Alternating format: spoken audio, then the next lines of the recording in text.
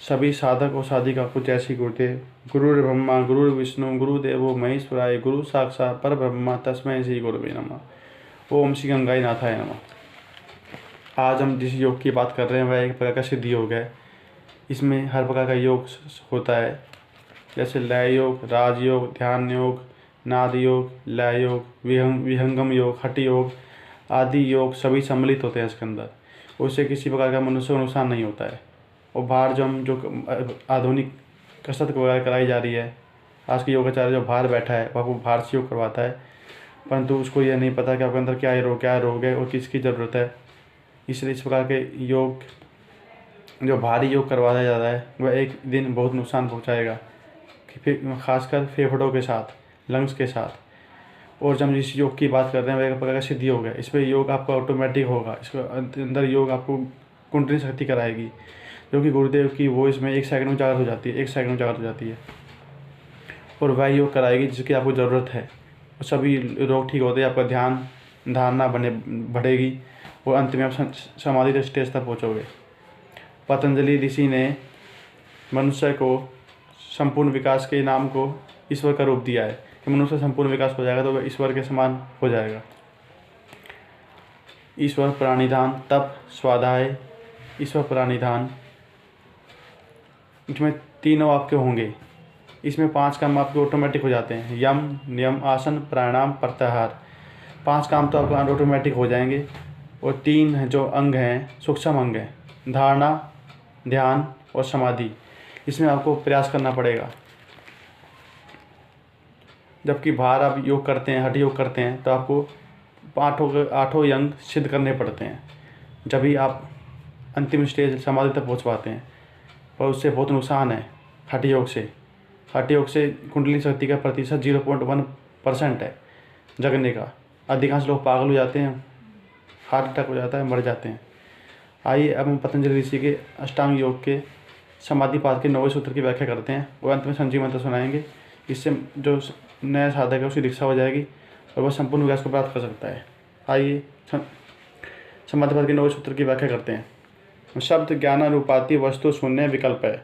विकल्प न तो प्रमाणगत है और न ही विप्राणगत। कारण वस्तु शून्य होने पर भी शब्द ज्ञान महात्म्य जन्य व्यवहार विकल्प से होता है। विकल्प जैसे पुरुष का स्वरूप चैतन्य है।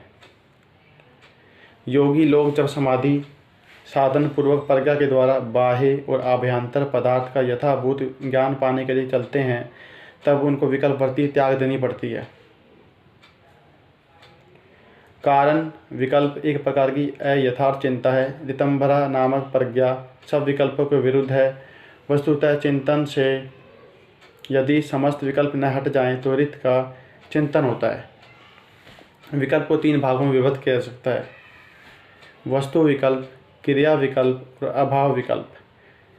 पहले का उदाहरण पुरुष का स्वरूप चैतन्य है। इस तल पर दोनों वस्तुओं की एकता रहने पर भी व्यवहार सिद्धि के लिए उनको भिन्न करना वैकल्पिक है।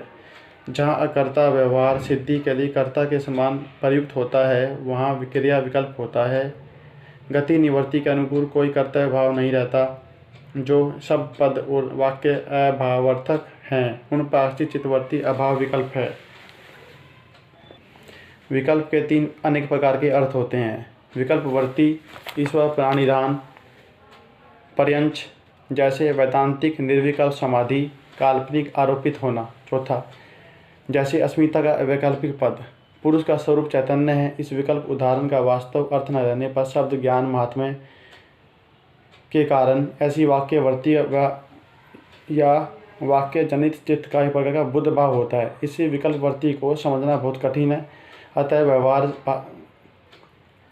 से इसको समझा नहीं जा सकता। वस्तुतः इसको नहीं समझने से निर्वितर्क और निर्वितर्क समाधि समझना संभव नहीं है। विपर्य की व्यवस्था सिद्धि नहीं रहती, परंतु विकल्प से व्यवहार सिद्धि सदा चलती है। आइए अब हम संजीव मंत्र सुनते हैं गुरुदेव की वॉइस में। ओम श्री गंगाय नाथाय नमः, ओम श्री गंगाय नाथाय नमः, ओम श्री गंगाय नाथाय नमः। जय श्री गुरुदेव।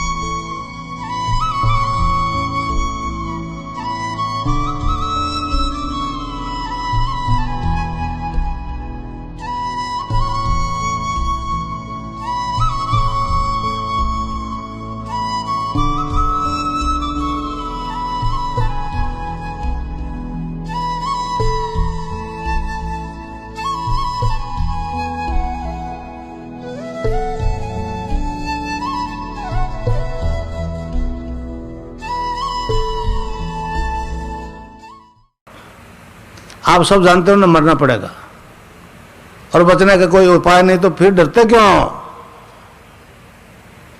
तो इस नाम जप से माया का आवरण क्षीण हो जाएगा और मौत की सच्चाई आ जाएगी। तो इस जीवन में रहते हुए जीते जी अमर हो जाओगे। टेरिस्ट्रियल इमोर्टलिटी, पार्थिव अमृत, समझे? जब दिखा अपनी मौत तो आंख बंद करके प्रार्थना की भगवान से, यहां देखा आंख बंद करके, तीसरा नेत्र खुलेगा तो ही फायदा होगा। 9 द्वार तो एग्जिस्ट, बाहर खुलते हैं, समझे नहीं समझे? जो ब्रह्मांड में वो सारा पिंड में, जो पिंड में ब्रह्मांड भी सारा है, ब्रह्मांड का रचयिता भी सारा है, और वो कुंडलिनी जो है मदर ऑफ यूनिवर्स वो भी अंदर है, बाहर कुछ भी नहीं है। तो जो आपको मिलेगा बाहर से नहीं मिलेगा, अंदर से मिलेगा। मैं तो अंदर एंटर होने का एक तरीका बता दूंगा भाई, और जो मुझे बोला आप सबको मिलेगा, मगर नाम जप करोगे तो मिलेगा, समझे? तो इस प्रकार मृत्यु से साक्षात्कार हो जाएगा। कबीर ने कहा है, जा मरने से जग डरे मोरे मन आनंद, कब मरियो कब पाइयो पूर्ण परमानंद। तो ये एक ऐसा विज्ञान है जो आज तक सरफेस में नहीं आया था। और हमारे धर्माचार्यों में कई गलती है कि जवान लड़के लड़कियों कहते जी मंदिर जाओ कि गीता पढ़ो, रामायण पढ़ो, समझे समझे,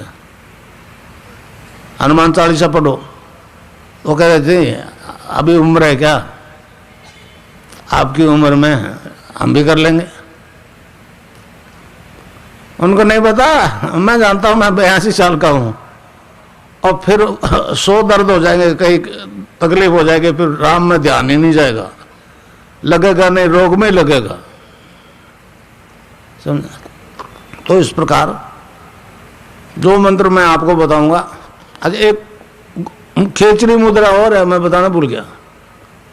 यहाँ गुजरात में खेचरी मुद्रा सब के लिए बड़ा आश्चर्य करते हैं। एक तो ऑटोमेटिकली योग, खेचरी मुद्रा में क्या है कि जीभ पीछे खींचती है और सख्तों के ऊपर तालों में धस जाती है, एक पर्टिकुलर पॉइंट को पिंच करती, वहां से एक रस टपकता है, उसको अमृत कहा है।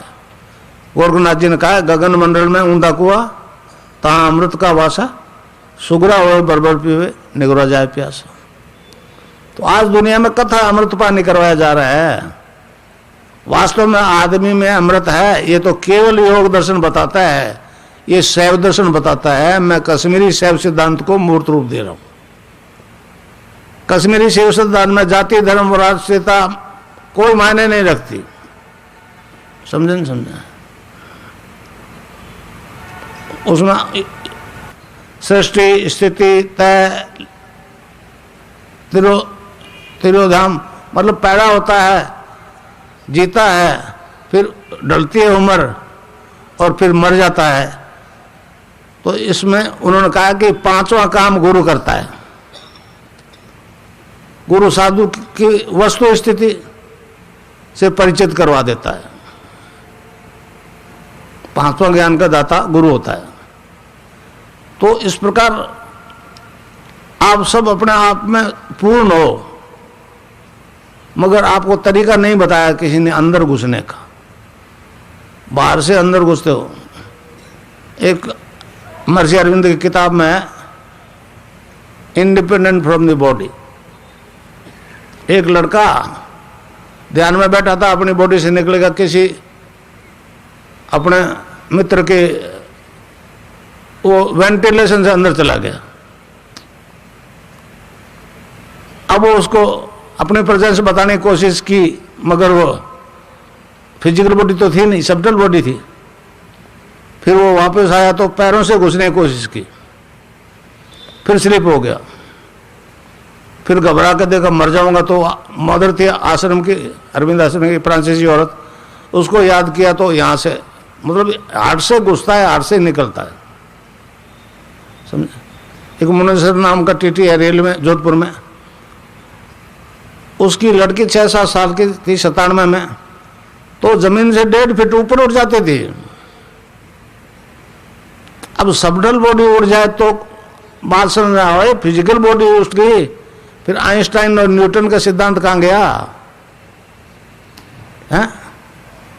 और यह शीर्षासन हो जाता है, बिल्कुल हाथ से अनबैलेंस नहीं होता आदमी, दीवार वार के सारे की जरूरत नहीं, यहां हो जाएगा। हजारों को हो रहा है, आपको हो सकता है। तो इस प्रकार ये सारा परिवर्तन आएगा केवल ईश्वर के नाम जप से और ध्यान से। और मोक्ष साथ साथ चलते हैं, बाकी आराधना में भोग है तो मोक्ष नहीं, मोक्ष है तो भोग नहीं, एक का त्याग करना पड़ता है। ये गीता वाला निष्काम कर्मी हो गए भाई। यहाँ आगे चक्कर पे तीसरे नेत्र में मुझे देखो, 2-4 मिनट रुकेगा फिर चल जाएगा, फिर मुझे देखोगे। गुरु का है, गुरुत्वाकर्षण गुरु है, समझे? मगर नाम जब से फायदा होगा ज्यादा। अच्छा अब ध्यान करो भाई 15 मिनट, यहाँ मुझे देखो और नाम जब चालू रखो। कोई प्रकार की योगिक क्रियाएं हो तो घबराएगा नहीं, 15 मिनट ध्यान करो, 15 मिनट में अपना बंद हो जाएगी। मन ही मन जपो, और जीव नहीं रहना चाहिए। Cling Krishna cling cling Krishna cling cling Krishna cling cling Krishna cling cling Krishna cling cling Krishna cling cling Krishna cling cling Krishna cling cling Krishna cling cling Krishna cling cling Krishna cling cling Krishna cling cling Krishna cling cling Krishna cling cling Krishna cling. शुरू कर दो। कलयुग केवल नाम आधार, सुमिर सुमिर नर उतरे पारा।